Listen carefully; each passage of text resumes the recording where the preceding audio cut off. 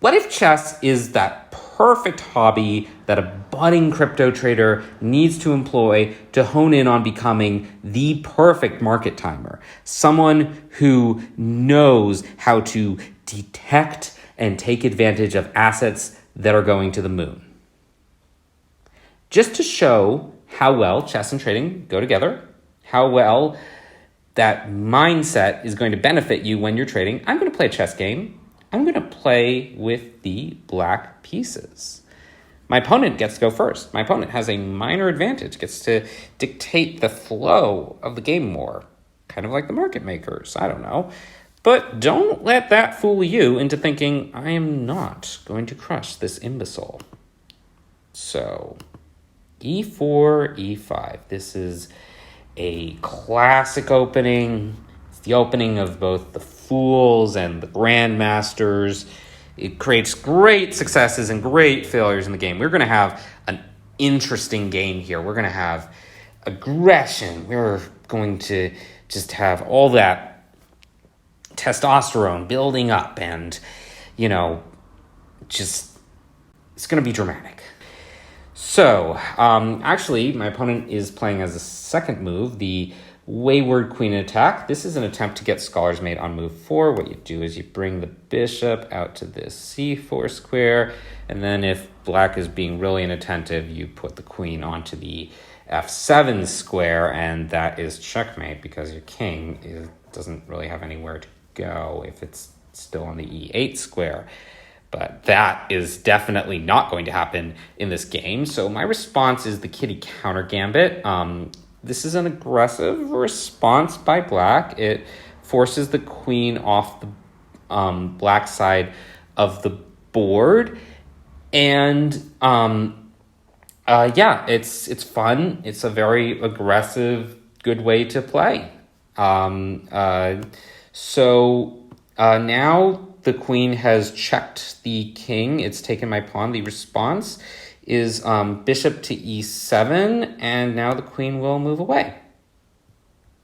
And why is black checkmated? Why am I checkmated? Because that's what black checkmate means. It doesn't mean that I checkmated my opponent, huh?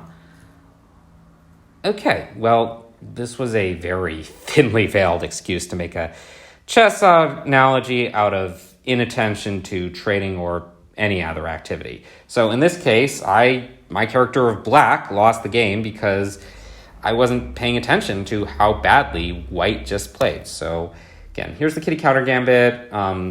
Somewhat risky move, but definitely a valid way to respond to the wayward queen attack. You get a lot of advantage in pushing that queen back, get a nice center. And now white just continues rote memorization on with that plan of bishop to c4. I'm going to threaten that Scholar's Mate next move. Here, you're supposed to do something very simple. You're supposed to take the queen because the queen's just hanging there, and that prevents checkmate. If the bishop goes and checks now, not that there's any reason to, it gets taken by the king. It's that simple. Okay, but here we ignored it. And you know what?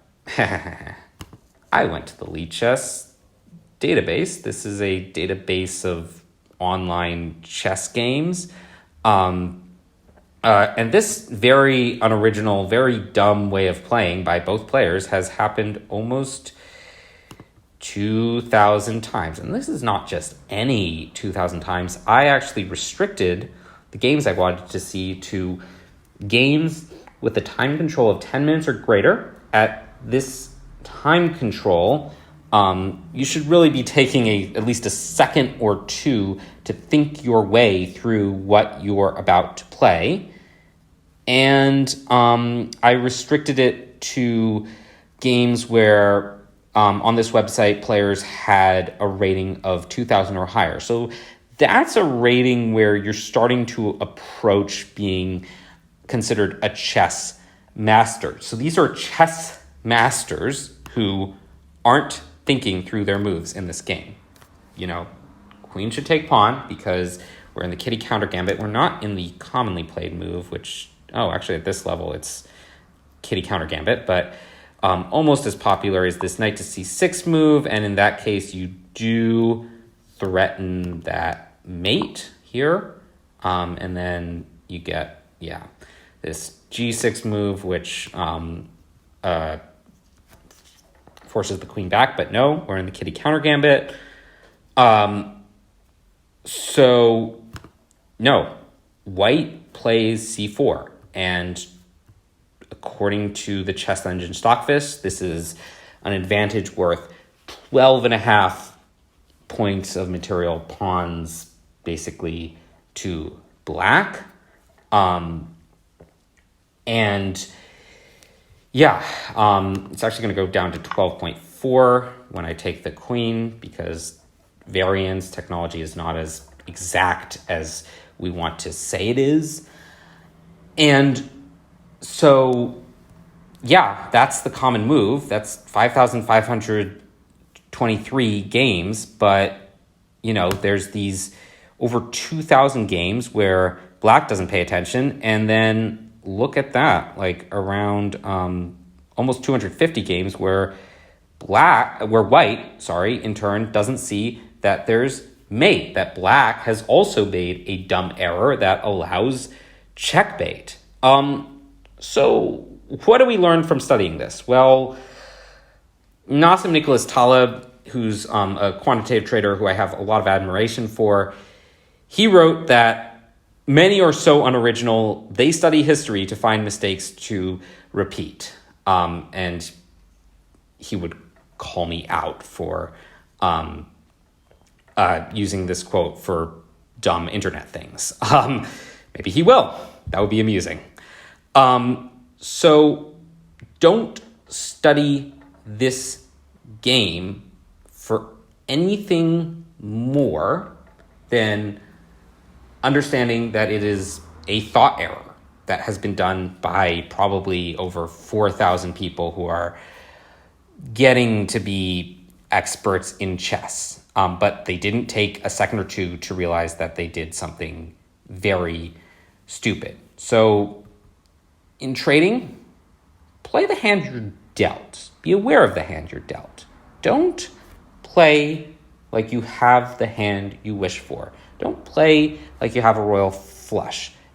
Don't accept in the crypto space that, for example, Solana is growing 1,000% in the next 12 months. And required disclosure, I have no holdings in Solana and no intention at present to buy any.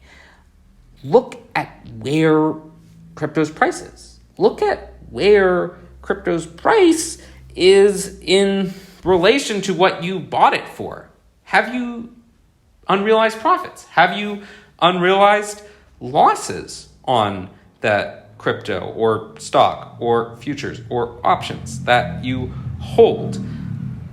Don't lose all your money. Care about your cost basis. Care about how much you've lost and earned. Take profits, cut losses, both at appropriately planned levels. Don't lose all of your money to your beliefs that there's no way you can get checkmated. Look at what you see, not what you memorized.